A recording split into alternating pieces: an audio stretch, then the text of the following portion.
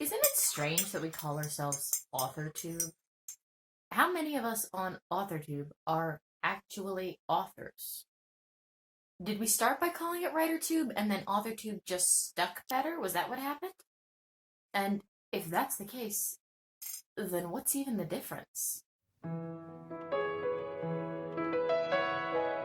Hey son, everyone, and welcome to the first ever collaboration of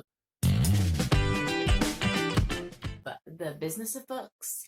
We're going to try to cover different topics in the book, publishing, and authortube community that are more business oriented.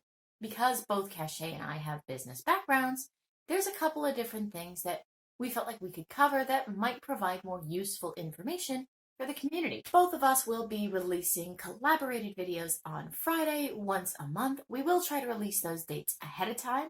This will then be followed up by a workshop on Sundays where you can hopefully ask more specific questions and get actionable information. Not vague guidelines and advice, but the next step forward in your author journey.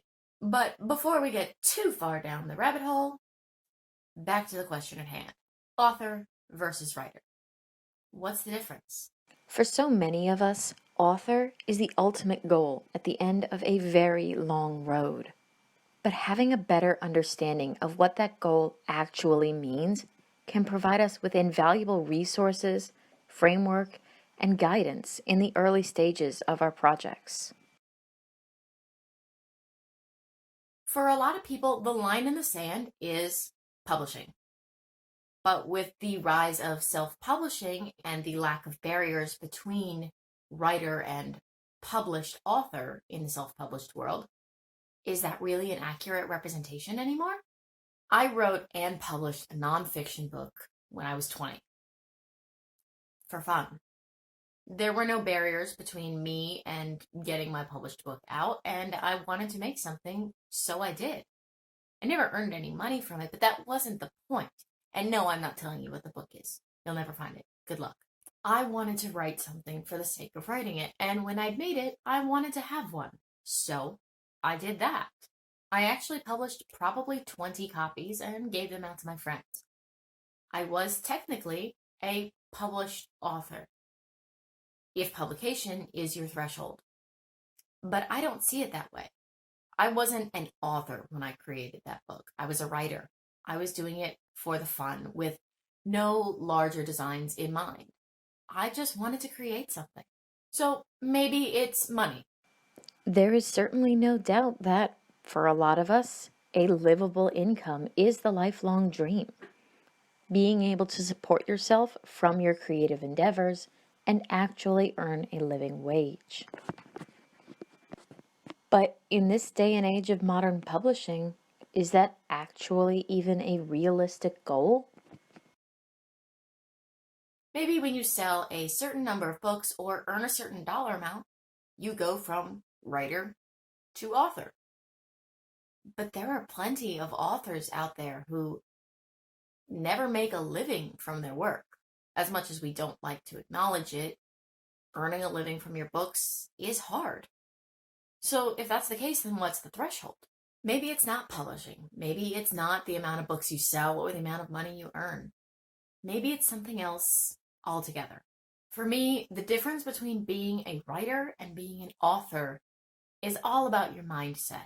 It's about how you're treating the work that you're creating. Writing is a verb. It is focused on the process.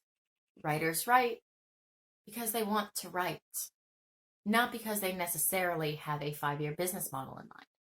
As a general stereotype, writers are soft, squishy, introverted, sensitive creatures that filter the world around them through written language. We take what's around us. We take the stories in our own head and we craft them using words and language and pacing and characters that we connect to. And we create these magical things that hopefully other people can connect to as well. But that's the goal, the creating of it. To be an author, whether you are self-published, traditionally published, hybrid, or even glamour press, is to be a small business owner. It is to be a representative of yourself as a brand and of your work as a product. It requires a change in mindset from creative to business person. And it's something that, for a lot of writers, does not come naturally.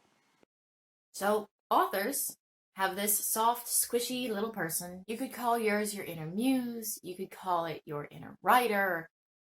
You could call yours George. Mine's George. George is over here. George likes creating stories. George likes to take the things that George sees and weave them into something that resonates with people. George likes to write, so George is a writer. Fred is something different. Fred sees the things that George is creating and sees the value in them. Fred sees the potential for sales. Fred looks at the marketability and the demographics. Fred treats what George creates like a business. And that, to me, is the difference between a writer and an author. All writers have a George. They have storytelling and they love to write and create these magical worlds that we can dive into. Not all writers have a Fred. Fred is what makes you an author. An author needs to have a George to create the stories, but an author also needs to be able to treat the work they're doing with the seriousness and respect it deserves. Thinking like a business person does not mean you are treating everything you create as an avenue towards profits.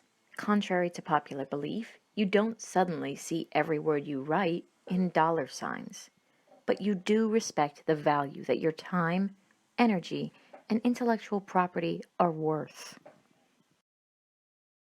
When you write for the sake of writing, it's a hobby. And maybe one day you'll publish something, but that's not the ultimate goal, and earning a living certainly isn't in the plans. Some writers actually do end up earning money from what they create. These days you can publish to Medium, you can publish on Wattpad, that's a little bit different. But there are ways to get your work out there, work that you enjoyed creating, and get enough money for a cup of coffee, or if you happen to go viral, rent. Authors are different. Authors have that same creative storytelling energy, but we see what we create and we see the value that our time is worth. We see the value of what we've created, not just in word counts and sales margins, but in the amount of energy that we put into it. For me, the difference between a writer and an author is mindset. When you start treating your work with the respect that it deserves, when you start treating your work with the value that it deserves, when you start treating yourself for the value that you have to offer, then you're an author. Not gonna lie, being an author is not exactly something easy. There's so many components to it, and you dive in thinking you know what's going on. 5 minutes later, you realize you had no idea. But, you can always learn. There are thousands of free resources out there to help you on that journey, and sometimes that in and of itself can be overwhelming. Too many resources is almost as bad as not enough.